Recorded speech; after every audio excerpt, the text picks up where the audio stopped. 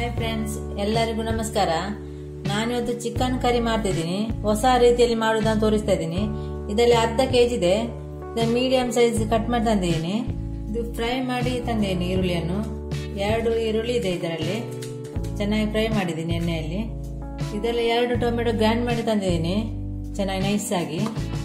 ಇದಕ್ಕೆ ಈಗ 2 table spoon ಮೊಸರು ಹಾಕ್ತಿದ್ದೀನಿ. ದೊಡ್ಡ ಟೇಬಲ್ ಸ್ಪೂನ್ ಇದು. ಸ್ವಲ್ಪ ಉಪ್ಪು ಹಾಕ್ತಿದ್ದೀನಿ. ಅರಶಿನ ಹಾಕ್ತಿದ್ದೀನಿ ಅರ್ಧ ಟೀ ಸ್ಪೂನ್. 1 ಟೀ ಸ್ಪೂನ್ ಶುಂಠಿ ಬೆಳ್ಳುಳ್ಳಿ ಪೇಸ್ಟ್ ಹಾಕ್ತೀನಿ. ಸ್ವಲ್ಪ ಕೊತ್ತಂಬರಿ ಸೊಪ್ಪು. ಈರುಳ್ಳಿಯನ್ನು ಇದಕ್ಕೆ ಹಾಕ್ತಿದ್ದೀನಿ.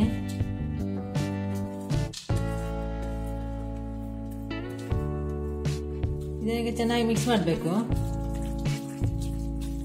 ಇದಕ್ಕೆ ಚೆನ್ನಾಗಿ ಮಿಕ್ಸ್ ಆಯ್ತು. ಇದು ಒಂದು 10 ನಿಮಿಷ ಇಡ್ತಾ ಇದ್ದೀನಿ. ಹೀಗೆ ಒಂದು ಮಣ್ಣಿನ ಪಾತ್ರೆ ಇಟ್ಟಿದ್ದೀನಿ. ಇದಕ್ಕೆ 2 ಟೇಬಲ್ ಸ್ಪೂನ್ ಎಣ್ಣೆ ಹಾಕಿದ್ದೀನಿ. ಇದು ಈರುಳ್ಳಿ ಫ್ರೈ ಮಾಡಿದ್ದೀನಿ, ಅದೇ ಎಣ್ಣೆನ ಹಾಕಿದ್ದೀನಿ. ಗ್ರೈಂಡ್ ಮಾಡಿದ ಟೊಮೆಟೊನ ಹಾಕ್ತಿದ್ದೀನಿ. ಚೆನ್ನಾಗಿ ಮಿಕ್ಸ್ ಮಾಡಬೇಕು. ಶುಂಠಿ ಬೆಳ್ಳುಳ್ಳಿ ಪೇಸ್ಟ್ ಹಾಕ್ತಿದ್ದೀನಿ 1 ಟೀ ಸ್ಪೂನ್.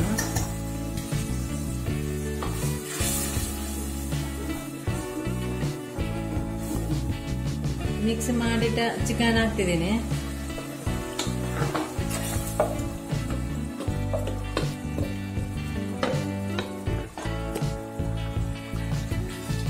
ಚೆನ್ನಾಗಿ ಮಿಕ್ಸ್ ಮಾಡಬೇಕು.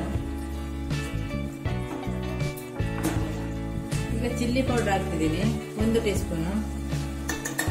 ಚಿಕನ್ ಪೌಡರ್ ಹಾಕ್ತಿದ್ದೀನಿ 2 ಟೀ ಸ್ಪೂನ್.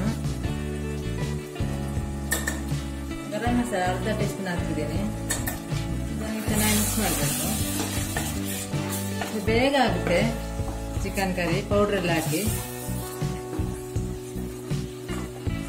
ಇದಕ್ಕೀಗ ಕೂರ್ಗು ಪೌಡರ್ ಹಾಕ್ತಿದ್ದೀನಿ. ಮೊನ್ನೆ ನಾನು ವಿಡಿಯೋ ಹಾಕಿದ್ದೀನಲ್ಲ, ಅದು ಬಾಟ್ಲಲ್ಲಿ ತುಂಬಿಸಿಟ್ಟಿದ್ದೀನಿ. ತುಂಬಾ ಚೆನ್ನಾಗಿ ಆಗುತ್ತೆ ಇದು. ಇದರೆಲ್ಲ ಮಸಾಲ ಇದೆ. ಇದನ್ನು 2 ಟೀ ಸ್ಪೂನ್ ಹಾಕ್ತಿದ್ದೀನಿ. ಇದು ಯಾವುದು ಸಹ ಮಾಡ್ಬೋದು. ಚಿಕನ್ ಮಟನ್ ಯಾವುದಕ್ಕೂ ಹಾಕ್ಬೋದು. ಇದು 2 ಟೀ ಸ್ಪೂನ್ ಹಾಕಿದ್ದೀನಿ.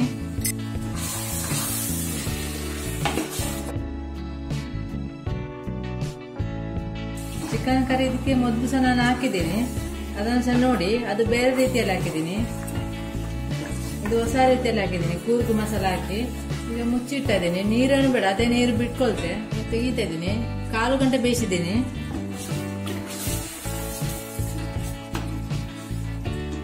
ಕಪ್ಪಾಗಿ ಬಂದಿದೆ. ಅದು ಕೂರ್ಗು ಪೌಡರ್ ಹಾಕಿದ್ರೆ ಕಪ್ಪು ಬರ್ತದೆ.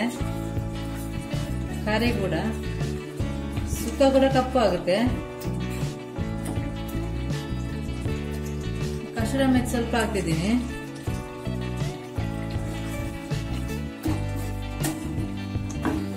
ತುಂಬಾ ಚೆನ್ನಾಗಿ ಆಗುತ್ತೆ ಇದು. ನಾನು ಮೊನ್ನೆ ವಿಡಿಯೋ ಹಾಕಿದ್ದೀನಲ್ಲ ಕೂರ್ಗು ಪೌಡರ್, ಅದೇ ಪೌಡರ್ ಇದು. ಚಿಕನ್ ಕರಿ ರೆಡಿ ಆಯಿತು. ತುಂಬಾ ಚೆನ್ನಾಗಿದೆ. ಕೂರ್ಗು ಪೌಡರ್ ಹಾಕಿ ಮಾಡಿದ್ದೀನಿ. ನೀವು ಸಹ ಟ್ರೈ ಮಾಡಿ.